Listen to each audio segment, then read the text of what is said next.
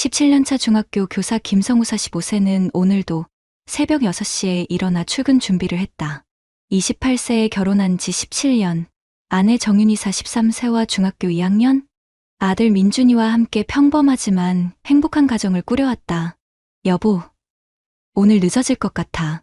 학급 가정통신문 마감이거든. 알았어. 민준이 저녁 챙겨줄게.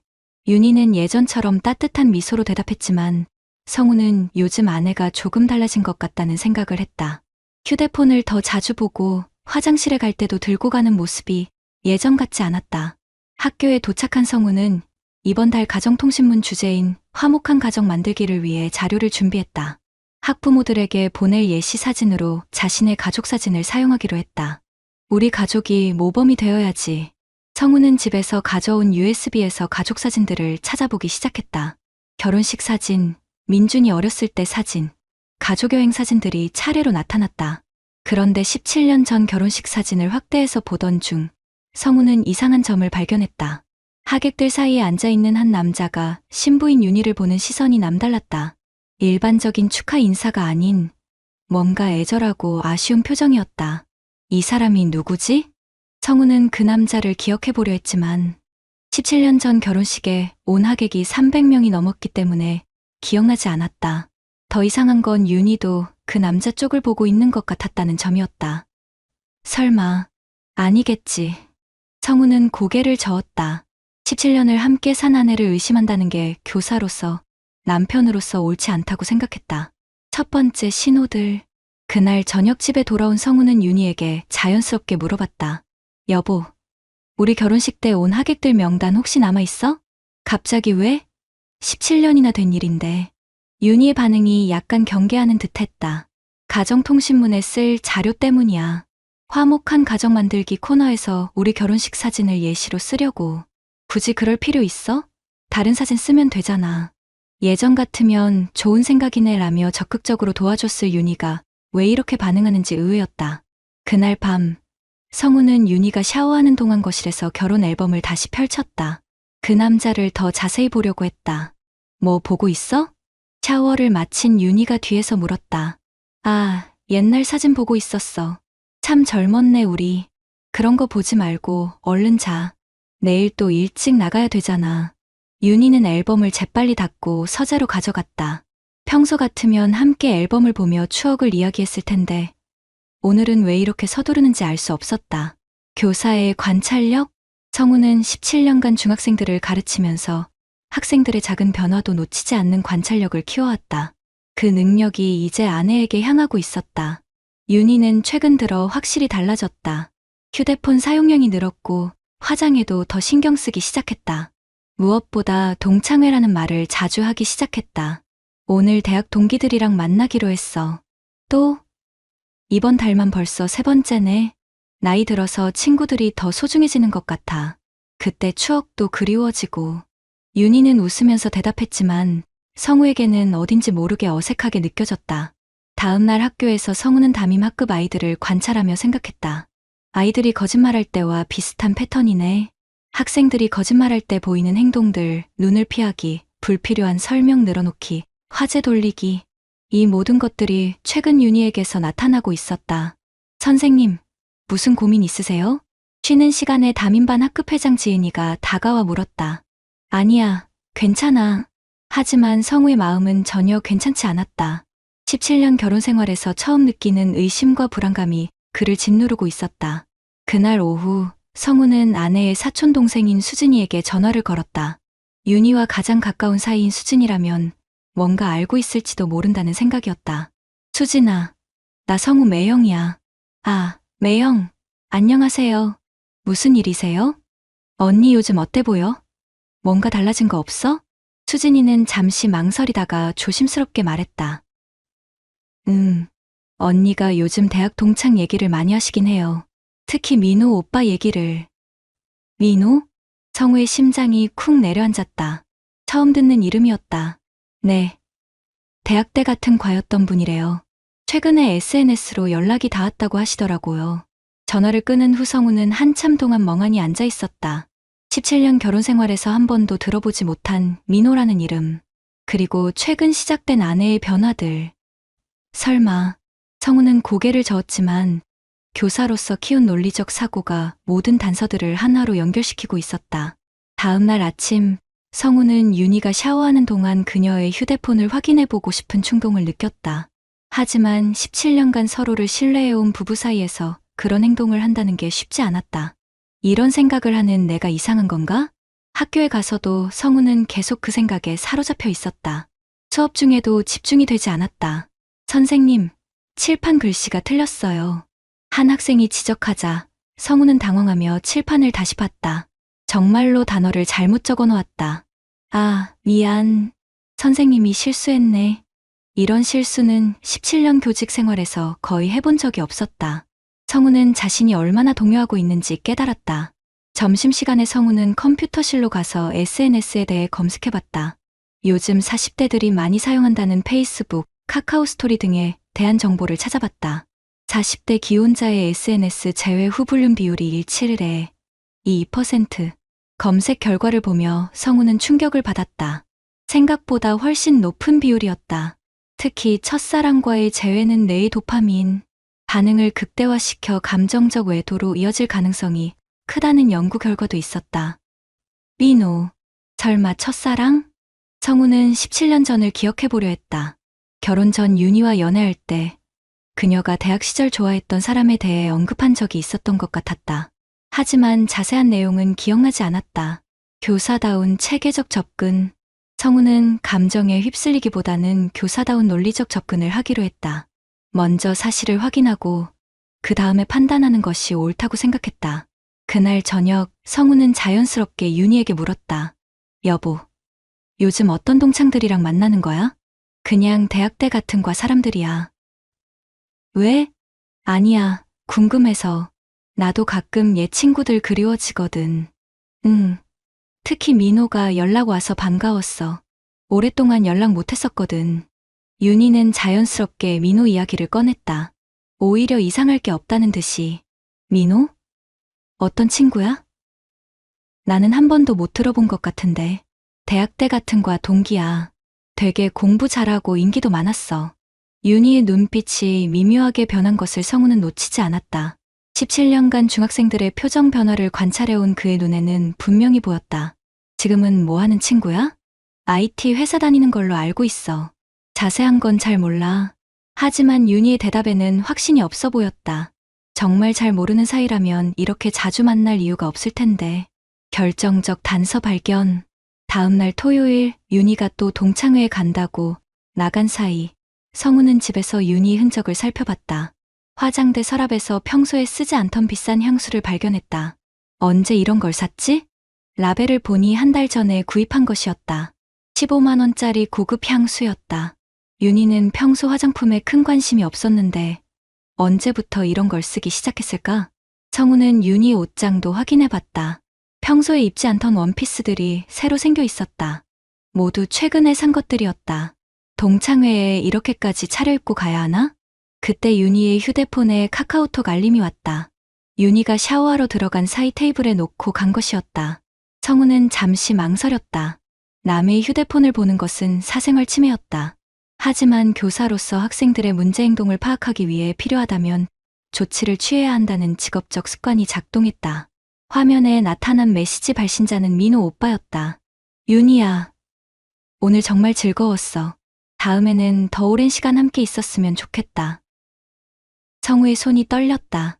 하트 이모티콘까지 붙여서 보내는 메시지가 단순한 동창 사이의 안부 인사일 리가 없었다. 더 충격적인 것은 윤희의 답장이었다. 나도 오빠랑 있으면 시간 가는 줄 몰라요. 정말 행복했어요. 성우는 휴대폰을 내려놓고 주저앉았다.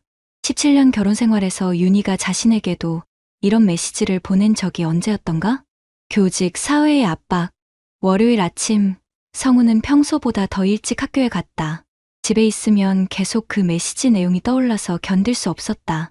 성우 선생님, 좀 이상해 보이는데 괜찮으세요? 동료 교사인 박 선생이 걱정스럽게 물었다. 아, 네, 괜찮습니다. 가정에 무슨 일 있으면 언제든 얘기하세요.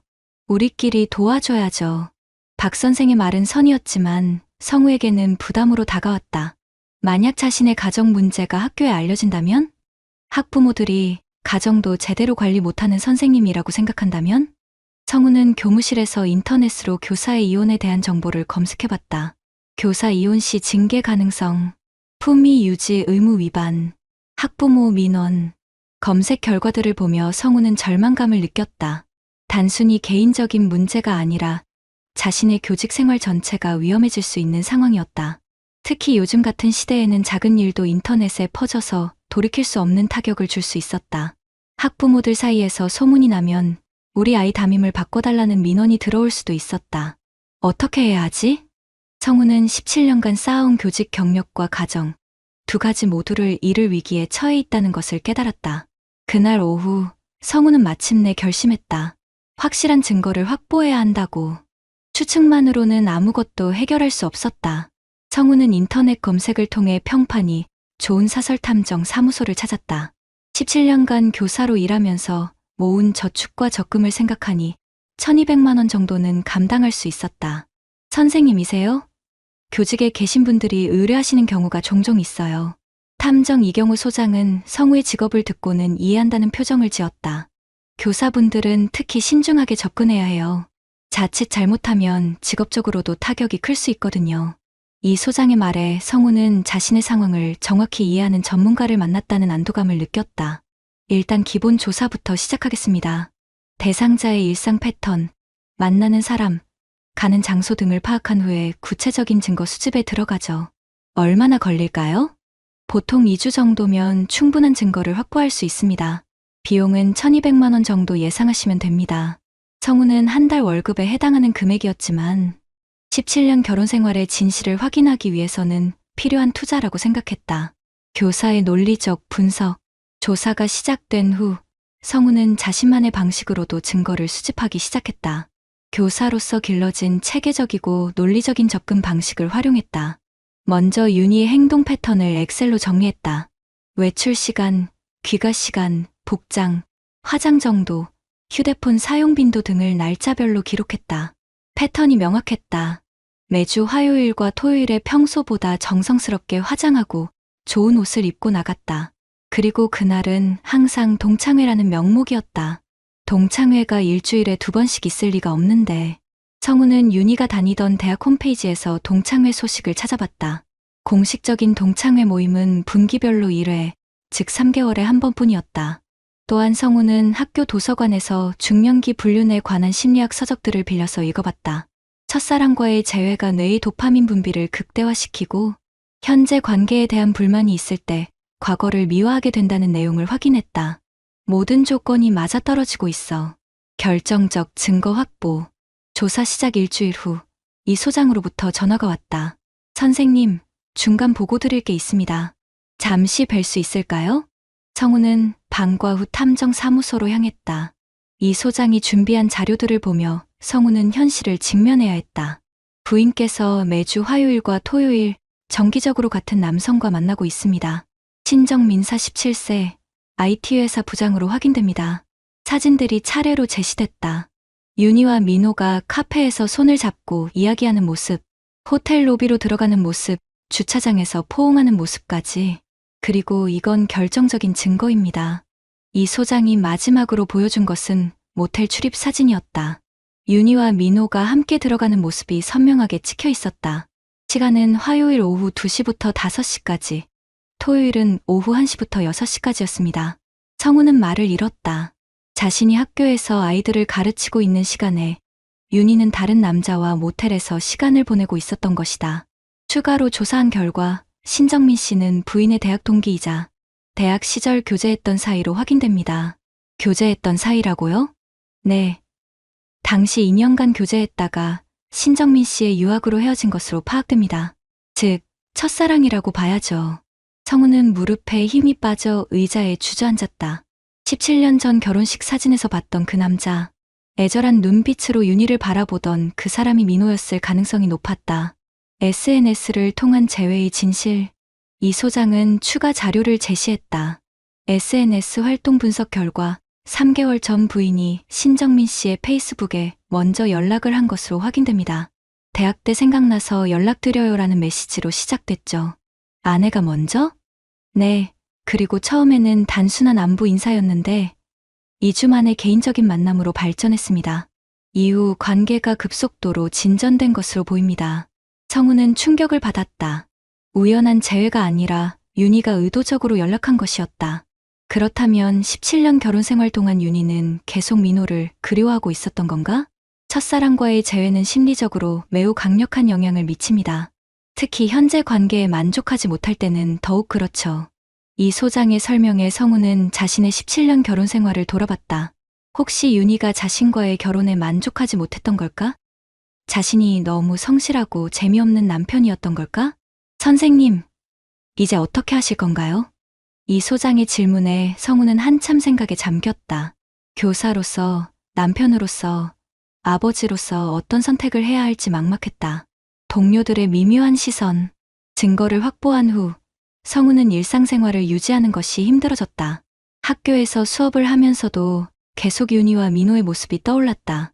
성우 선생님, 요즘 많이 힘들어 보이시는데 괜찮으세요? 교무실에서 옆자리에 앉은 김 선생이 걱정스럽게 물었다. 아, 네. 그냥 좀 피곤해서요.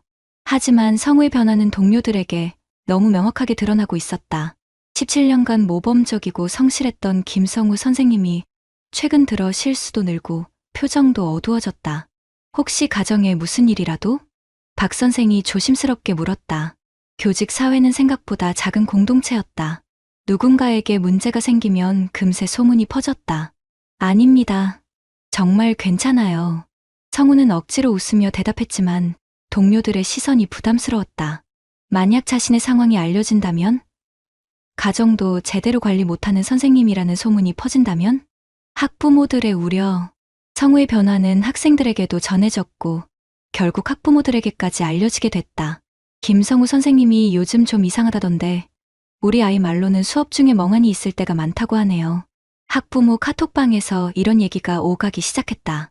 선생님 개인 사정이야 우리가 뭐라 할 수 없지만 아이들 교육에 영향을 미치면 안 되죠. 맞아요. 우리가 비싼 사교육비 내가면서 학교에서마저 집중 못하는 수업을 들을 순 없잖아요. 성우는 이런 분위기를 감지하고 있었다. 학부모들의 시선이 예전과 달라졌다는 것을 느꼈다. 실제로 며칠 후 교장실로 호출이 왔다. 성우 선생님, 최근에 학부모들로부터 몇 건의 문의가 들어왔습니다. 교장의 표정이 심각했다. 어떤 문의인가요? 선생님의 수업 태도에 대한 우려입니다. 평소에 성우 선생님답지 않다는 거죠. 혹시 개인적으로 어려운 일이 있으신가요? 성우는 순간 모든 것을 털어놓고 싶은 충동을 느꼈다. 하지만 입을 열 수 없었다. 죄송합니다. 좀 더 신경 쓰겠습니다. 성우 선생님, 우리는 17년간 함께 해온 동료잖아요. 무슨 일이든 도울 수 있으면 도와드리고 싶어요. 하지만 교육에 영향을 미치는 것은 별개 문제입니다. 교장의 말에서 경고의 의미를 읽을 수 있었다. 계속 이런 상태라면 징계까지 고려될 수 있다는 뜻이었다. 품위 유지 의무의 무게. 그날 밤 성우는 공무원인 교사의 품위 유지 의무에 대해 다시 찾아봤다. 공무원은 직무 내외를 불문하고 품위를 유지하여야 한다. 만약 자신의 가정 문제가 공개된다면? 아내의 불륜 사실이 학부모들에게 알려진다면? 교사 김성우, 아내 불륜으로 가정 파탄. 이런 제목의 기사가 지역 언론에 나온다면 자신의 교직 생활은 끝날 수도 있었다. 학부모들은 그런 선생님에게 우리 아이를 맡길 수 없다고 할 것이다. 더 심각한 건 요즘 같은 인터넷 시대에는 한번 퍼진 소문이 절대 사라지지 않는다는 점이었다. 전국 어디로 정근을 가도 그 소문이 따라다닐 것이다. 성우는 자신이 이중고에 빠져 있다는 것을 깨달았다. 개인적으로는 17년 결혼 생활에 배신을 당했고 직업적으로는 교직 생명이 위험한 상황이었다. 법적 대응의 딜레마. 성우는 변호사와 상담을 받았다. 이혼 전문 변호사인 이정은 변호사는 성우의 상황을 듣고 현실적인 조언을 해줬다. 증거는 충분합니다. 이혼 소송에서 100% 승소할 수 있고 상간자 소송으로 3000에 5000만 원의 위자료도 받을 수 있어요. 그런데요? 문제는 선생님의 신분입니다. 소송 과정에서 언론에 노출될 가능성이 있고 특히 교사라는 직업 특성상 더 주목받을 수 있어요. 이 변호사의 말이 성우의 우려와 정확히 일치했다. 조용히 합의로 해결하는 방법도 있습니다. 하지만 그러면 상대방이 잘못을 인정하지 않을 가능성이 높죠. 성우는 고민에 빠졌다. 법적으로 정당하게 대응하자니 교직 생활이 위험했고, 조용히 넘어가자니 17년간의 배신에 대한 분노를 사귈 수 없었다. 아들 민준이의 반응? 가장 힘든 것은 아들 민준이 15세에게 어떻게 설명해야 할지였다. 중학교 2학년인 민준이는 이미 부모의 갈등을 눈치채고 있었다. 아빠, 엄마랑 요즘 왜 그래요? 집 분위기가 이상해요.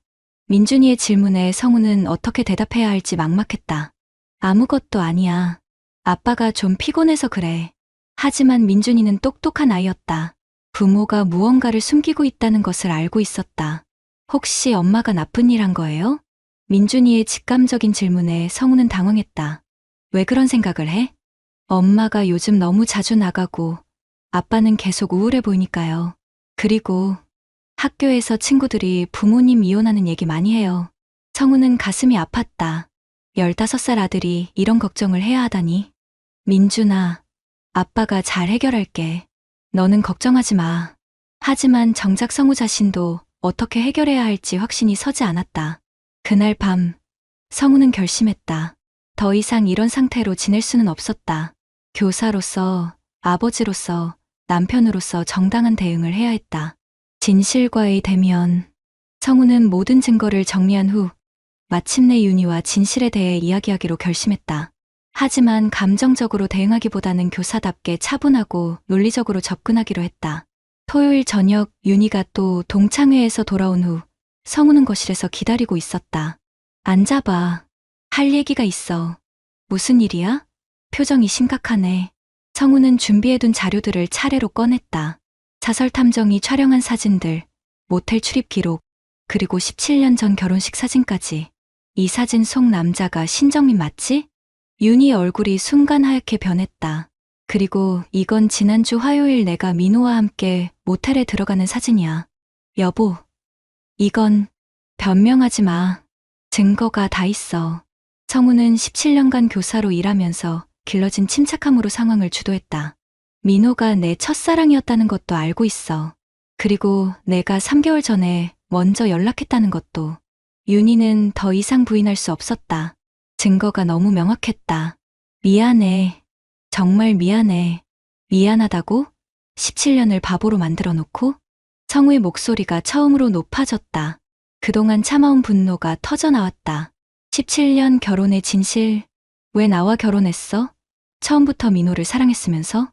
윤희는 한참 동안 말을 하지 못하다가 조심스럽게 입을 열었다. 그때 민호가 유학을 간다고 했을 때 나는 기다리겠다고 했어. 하지만 민호는 새로운 시작을 하고 싶다고 했지. 그래서? 헤어진 후 1년 동안 정말 힘들었어. 그때 당신을 만났고 당신은 정말 좋은 사람이었어. 성실하고 책임감 있고. 하지만 사랑은 아니었다는 거네. 윤희는 고개를 숙였다. 처음에는 사랑이라고 생각했어. 아니, 사랑이 되려고 노력했어. 17년 동안 정말 노력했다고. 그런데 민호가 다시 나타나니까 모든 게 무너진 거야? 미안해. 정말 미안해. 성우는 허탈했다. 17년간 자신이 믿어왔던 사랑이 윤희에게는 노력이었다는 것이, 자신은 진심으로 사랑했는데 윤희에게는 차선책이었다는 것이. 민준이와의 대화. 다음 날 성우는 민준이와 진지한 대화를 했다. 15세면 이제 충분히 현실을 이해할 나이라고 판단했다. 민준아, 아빠가 너한테 솔직하게 얘기할게. 네, 아빠, 엄마와 아빠가 이혼하게 될 것 같아. 민준이는 놀란 표정을 지었지만 완전히 예상 밖의 일은 아닌 듯했다. 엄마가 잘못한 거예요? 응, 엄마가 다른 사람을 만났어. 아빠는 잘못한 게 없어요? 민준이의 질문에 성우는 한참 생각했다. 아빠가 너무 재미없는 사람이었을 수도 있어. 엄마를 충분히 행복하게 해주지 못했을 수도 있고. 그래도 바람 피우는 건 잘못된 거잖아요. 민준이의 단호한 말에 성우는 놀랐다. 너는 누구랑 살고 싶어? 당연히 아빠죠. 아빠는 잘못한 게 없잖아요. 민준이의 말에 성우는 가슴이 뭉클했다. 교육자다운 대응? 성우는 법적 대응을 결정했다. 하지만 무작정 감정적으로 하는 것이 아니라 교육자답게 체계적이고 논리적으로 접근했다. 먼저 학교의 상황을 설명했다. 교장에게 솔직하게 자신의 상황을 알리고 교육에 지장을 주지 않겠다는 약속을 했다. 교장 선생님, 제가 개인적으로 어려운 상황이 있습니다. 하지만 이것이 교육활동에 영향을 미치지 않도록 최선을 다하겠습니다. 무슨 일인지 들어봐도 될까요? 아내의 외도로 인해 이혼 소송을 진행하게 됐습니다. 언론에 노출될 가능성도 있어서 미리 말씀드립니다. 교장은 놀란 표정을 지었지만 성우의 솔직한 태도에 오히려 신뢰감을 표했다. 성우 선생님의 진실한 마음을 알겠습니다. 학교에서 최대한 지원하겠습니다. 학부모들의 예상외 반응. 성우는 담임반 학부모들에게도 편지를 보냈다. 자신의 상황을 숨기기보다는 솔직하게 알리는 것이 교육자로서 올바른 자세라고 판단했다. 학부모님들께 담임교사인 저에게 개인적인 어려움이 있어 이렇게 편지를 드립니다. 가정에 문제가 생겨 법적 절차를 진행하게 되었지만 이것이 아이들 교육에는 전혀 영향을 미치지 않도록 하겠습니다. 오히려 이런 어려움을 통해 아이들에게 더 좋은 교육을 할 수 있도록 노력하겠습니다. 진실하게 김성우 올림. 학부모들의 반응은 예상과 달랐다. 선생님이 이렇게 솔직하게 말씀해 주시니 오히려 더 신뢰가 갑니다. 요즘 같은 세상에 그런 일은 누구에게나 있을 수 있어요. 선생님 잘못이 아니잖아요. 아이들에게는 오히려 좋은 교육이 될 것 같아요. 진실한 어른을 보는 거니까요. 물론 모든 학부모가 이해하는 것은 아니었다. 일부는 여전히 우려를 표했다. 하지만 대부분은 성우의 솔직한 태도를 높이 평가했다. 법정에서의 승리. 이혼 소송과 상간자 소송은 성우의 완전한 승리로 끝났다. 증거가 명확했고 성우의 17년간 모범적인 생활이 법원에서도 인정받았다. 특히 신정민에 대한 상간자 소송에서는 4,500만 원의 위자료가 인정됐다. 첫사랑이라는 특수 관계와 계획적이고 지속적인 불륜 행위가 가중 처벌 사유가 된 것이다. 법정에서 신정민은 성우에게 깊이 사과했다. 정말 죄송합니다. 제가 모든 걸 망쳤습니다. 하지만 성우는 차가운 표정으로 대답했다. 사과는 당신 가족에게 하세요. 저에게 할 말은 아닙니다. 새로운 시작. 이혼이 확정된 후 성우와 민준이는 새로운 삶을 시작했다. 처음에는 어색했지만 아버지와 아들이 함께 살아가는 것이 생각보다 나쁘지 않았다. 아빠, 이제 정말 괜찮아요? 응, 괜찮아. 오히려 더 홀가분해진 것 같아. 성우는 정말로 그렇게 느꼈다. 17년간 진짜 사랑이 아닌 관계를 유지해왔다는 것이 오히려 더 큰 불행이었을지도 모른다. 학교에서도 성우는 새로운 교육 철학을 갖게 됐다. 여러분, 가정의 형태는 다양할 수 있어요. 중요한 건 서로 진실하게 대하는 거예요. 성우의 수업은 오히려 전보다 더 생생하고 진실해졌다.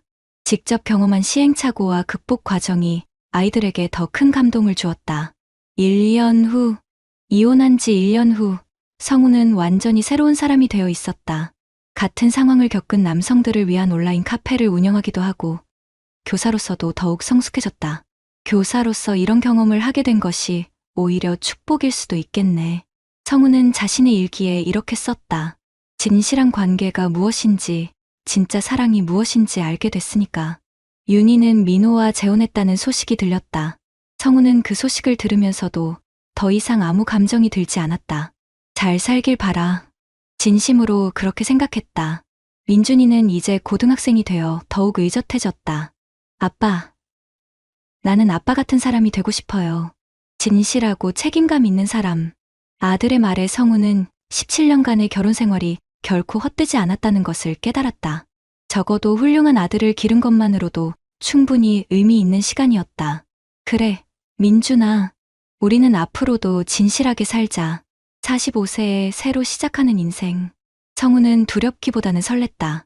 이제야 진짜 자신의 인생을 살 수 있을 것 같았다. 에필로그 교육자로서의 새로운 깨달음. 2년 후, 성우는 가정교육의 진정한 의미라는 주제로 교육청 연수에서 강의를 하게 됐다. 자신의 경험을 바탕으로 한 진솔한 이야기는 많은 교사들에게 깊은 감동을 주었다. 가정교육이라는 것은 완벽한 가정을 보여주는 것이 아닙니다. 어떤 어려움이 와도 진실하게 대응하는 모습을 보여주는 것입니다.